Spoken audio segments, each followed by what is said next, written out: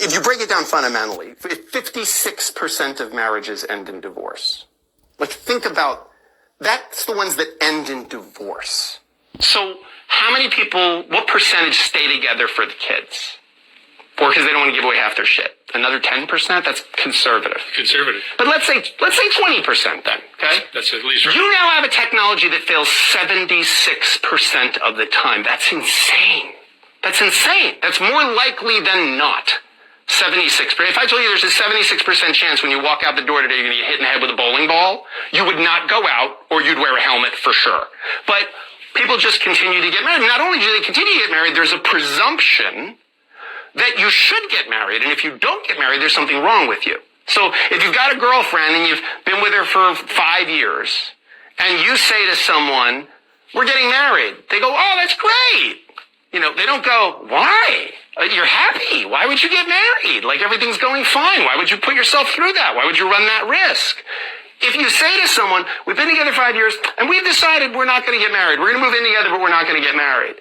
Ooh, what's wrong? You have intimacy issues? What's your problem? Meanwhile, 56% end in divorce. It's literally fits the legal definition of negligence. It's a negligent behavior. The way you define negligence in law school is when what you lose by not doing something, okay, is lower than the risk of harm. It's what's called a BPL analysis. So the burden of not doing a thing is lower than the likelihood, the probability of harm. So BPL, so burden, probability, and loss. Marriage is an inherently negligent activity. It's like owning a lion. Like, the likelihood of someone getting hurt seriously by this is very, very high. No one ever says it to you. Because why? Because, I would say something, I've been doing this for over 20 years, and I still get misty-eyed at weddings. Like, I still really, there's something in me that goes like, you know, maybe it'll work out for these two. All right, Shalom. I want to start off by giving all praise, honor, and glory unto Yahweh, by Hashem, Yahweh Shai, by Hashem, Rekakwadash, double honors unto the apostles and the elders of Great Millstone that taught me this truth through the Holy Spirit. And a sincere peace, blessings, and salutations to you, Akim, across the four corners of the earth that are pushing this truth, this knowledge, locking in truth and in sincerity. Okay, it's the brother Barzal from the GMS Arizona Camp, Lord's will, with another quick lesson to edify through the Holy Spirit unto you so-called blacks, Hispanics, and Native Americans, which are the true children of Israel, according to the scriptures and according to prophecy. Shalom.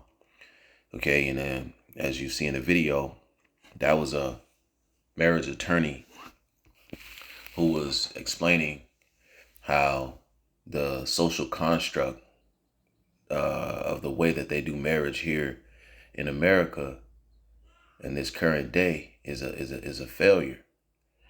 And this is a sign of the downfall of the American society. Okay, you no longer have the family unit, and it's completely out of order. And, you know, when you don't have, healthy family construct, then you can't build a healthy society, you know, and that's why this place is on its way out.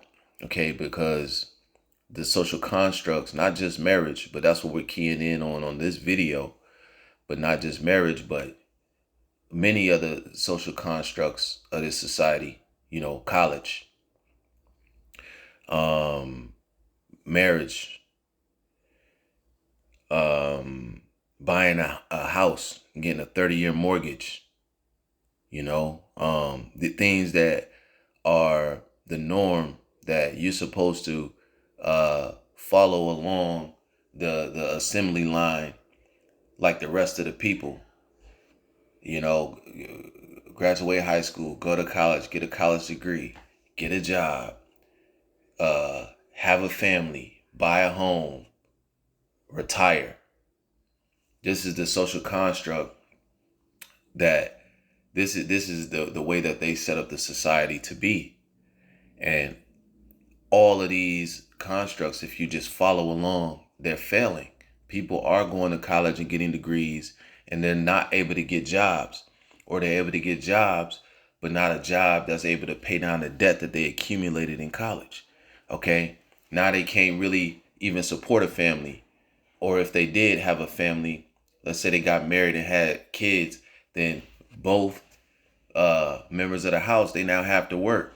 Now they gotta bring in some kind of third party or babysitter to take care of their children while they go out and work, because things are so expensive that both parents have to go out and bring in income in order to take care of the day-to-day bills.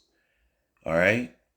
This whole social construct of America has failed, man. We're seeing the Lord bring the prophecies to pass in the downfall of the American society. And this whole thing with marriage is just another example of it. When you have something that has the probability of 76% at minimum of failure, okay? Like, why the fuck would you step into that type of situation? But people do it because they've been conditioned to believe that we have to. All right. And so this is 1 Corinthians 7 and 30. It says, and they that weep as though they wept not, and they that rejoice as though they rejoice not, and they that buy as though they possess not, and they that use this world is not abusing it, for the fashion of this world passeth away. So we're seeing the fashions of this world pass away. Marriage is, especially with this red pill run that's been going on over the last several years, men are now looking at women for who they really are. The arrogant, self-centered,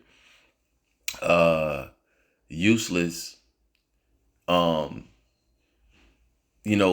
beings that they are, for lack of better words, because an institution that will fail you, getting a wife with a 76% chance of failure is no longer profitable to a man in this day and age, in this society. Having a woman is no longer profitable, man. It's a liability. They'll come and take half of your shit, they sleep around, they lie. They get upset when or they don't want to take care of like responsibilities of a woman within a household. That's something that they're not into. They don't want to be cooking and cleaning and nurturing their children. They want the freedom to gather abroad, and do whatever it is they want to do. And that's why this institution, this social construct of marriage in America is failing. When women have too much freedom and authority, okay? And so they're no longer profitable to a man. And this is what the elder and apostles been telling us for the longest. That's why they tell us to stay the hell away from these women. Okay? Because they can't really do anything for you besides sex. When you got that urge, when you got that burn, and you need that release, that's all that they're good for. Outside of that, they're not really serving any purpose in this day and age. Okay? So again, it says, verse 31, and they that use this world is not abusing it, for the fashion of this world passeth away. The fashion of this world is passing away. Marriage as a part of that American dream is become a thing of the past. And that's a clear indication of the fall of this society. All right. This is Deuteronomy 28 and 56. It says, the tender and delicate woman among you, which will not adventure to set the sole of her foot upon the ground for delicateness and tenderness, her eye shall be evil toward the husband of her bosom, and toward her son, and toward her daughter, and toward her young one that cometh out from between her feet, and toward her children which she shall bear, for she shall eat them for the want of all things, secretly in the siege and straitness, wherewith thine enemy shall distress thee in thy gates, man. Okay? So the woman has an evil eye towards her husband. You go on these podcasts and just listen to the so-called black woman, so-called Hispanic, okay, speaking about their men. And they most times they're talking trash about them, talking shit, talking about how they can't do this, they can't do that, how they're deadbeat dads, and they can't provide, and blah blah blah blah. But they're never looking at themselves in the mirror and looking at what they bring to the table. What do they tell you? See, women, when the more you let them speak, the more you hear their folly, and then they'll tell you what they're good for. Because in these podcasts, when they get called out, like, what do you bring to the table? What do they say? Yeah, I'm fine. I put on something sexy, and basically they tell you that they bed wenches, man, that they can lay down and give you sex, and because that's all the value that they can bring to a man,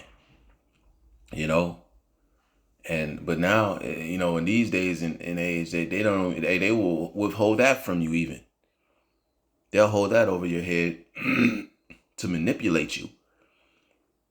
Okay. And that's why you got a lot of simps, because they so fucking thirsty for these women. They desire them so much that they're willing to do anything to have an opportunity to lay with them. So, and the scriptures speak about that.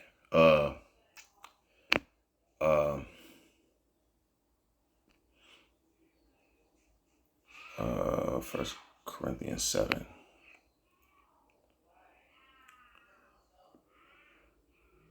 First Corinthians 7:1 says, "Now concerning the things whereof ye wrote unto me, it is good for a man not to touch a woman. Nevertheless, to avoid fornication, let every man have his own wife, and let every woman have her own husband." All right. "Let the husband render unto the wife due benevolence, and likewise also the wife unto the husband." It says, "The wife have not power over her own body, but the husband. And likewise also the husband have not power over his own body, but the wife.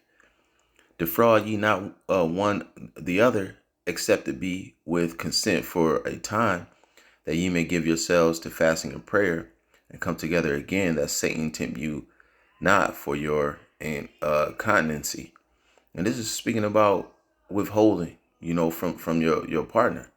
Your husband, want sex, he's supposed to get it, and vice versa. But it's not what's happening in this day and age, man. Your wife had you working 2 jobs, and then she'll come home and got nothing cooked on the stove, and then when it's time, and you want sex, she tell you she too tired. But then meanwhile, while you're working them 2 jobs, then she getting routed out by, Tyrone from up the street, man, that with a do-rag that ain't fucking working, man. You see, this marriage is a big fucking joke. This devil done turned everything upside down, bro. What's that in Jeremiah? He done turned everything upside down to the point where these social constructs are failing. They're major failures, man. And they're never gonna work. Oh, it's Isaiah 29:16 says, "Surely your turning of things upside down should be esteemed as a potter's clay. For shall the work say of him that made it, he made me not? Or shall the thing framed say of him that framed it, he had no understanding?" So these women, okay, have compassion, man, because this devil Esau is running the society and has allowed them to. He put a battery in their back. Now, they become prideful. He's giving them high positions in government and business. And, for a period of time, there was all about that independent woman shit, and now we can't tell them nothing, man, and they stepping out without care. There's no fear of the Lord in anything that's going on in this society. And therefore, these constructs that should be the foundation of a healthy society are not completely broken down. 76% of marriages ending in divorce, but people are still stepping out trying to get married. That's the goal, man. And these women, knowing that they being whores and knowing that they disrespectful, prideful, that they don't want to serve, they still want some man to put a ring on it, man. After they've been at All-Star Weekend getting ran through, they want a man to put a ring on it. And so that's why, this society is crumbling. And and it's failing. And it's not going to heal. It's not going to get any better. It's only going to continue to get worse. If you go to Ecclesiastes 7:28, it talks about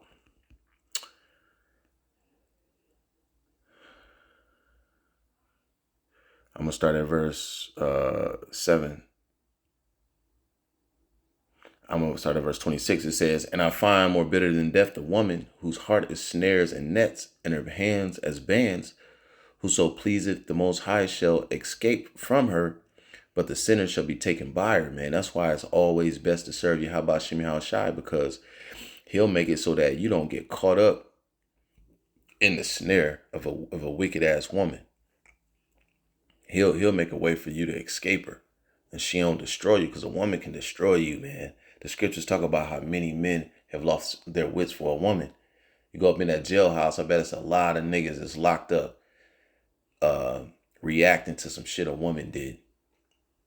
Killing a nigga because, she slept around, killing the woman, because he got so angry or jealous or heartbroken, that he did something that he can't take back.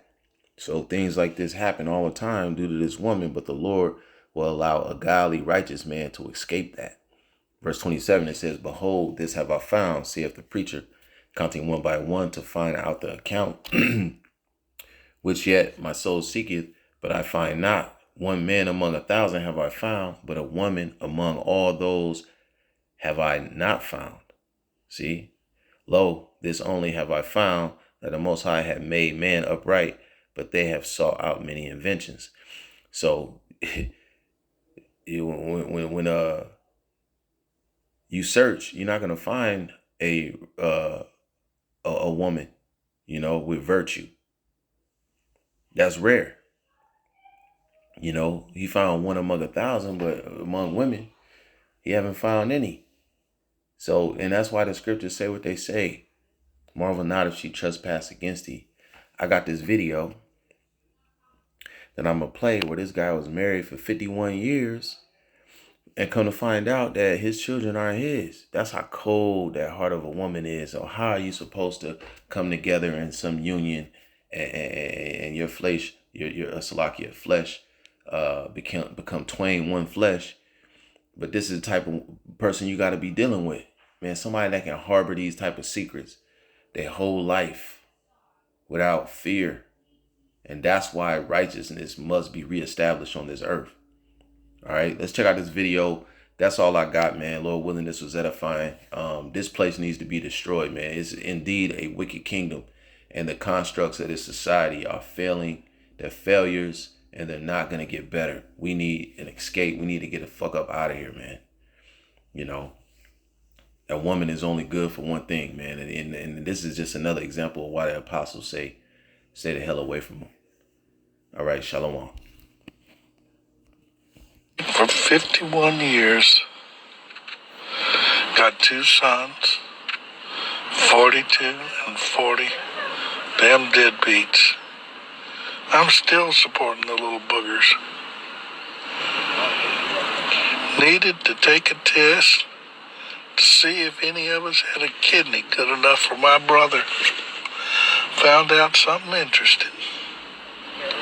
They ain't my kids. There's somebody else's.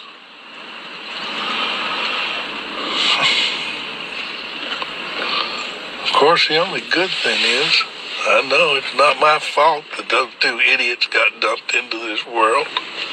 Hell, I thought they took after their mother.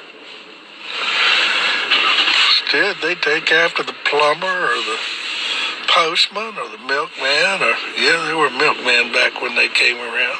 I mean, God only knows.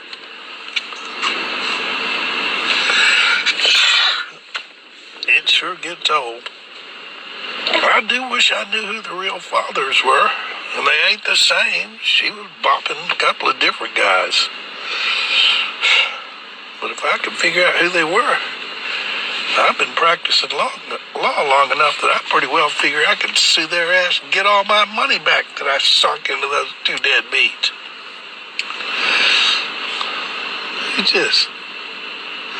chaps my ass that she couldn't tell me. I'd probably forgiven her. Maybe not. You know how it is. Hell, boys, y'all need to go get your own paternity test. You can't tell by looking who's the daddy, unless you're looking down at the genetic level. I've been in court thousands of times in paternity suits, and 4 out of 5 times, guy says he ain't the daddy, he's right. And the genetic test is the only way to prove it for sure. These women are hopping everything that looks fun. You thought you liked sex. You ain't nothing. Well, I guess that pretty well completes that story. I'll go home, start drafting up some divorce papers, see if I can't get free of that crazy bitch. I mean, I stayed with her for the sake of the children and the grandchildren, now the great-grandchildren. But they ain't no kin of mine. See? And that's exactly what the lawyer said, man. Most of these marriages, people stay together for the sake of the kids, and there you have it. That's proof. And what did that serve him, man? You know, just learning about his wife's infidelity. Shalom.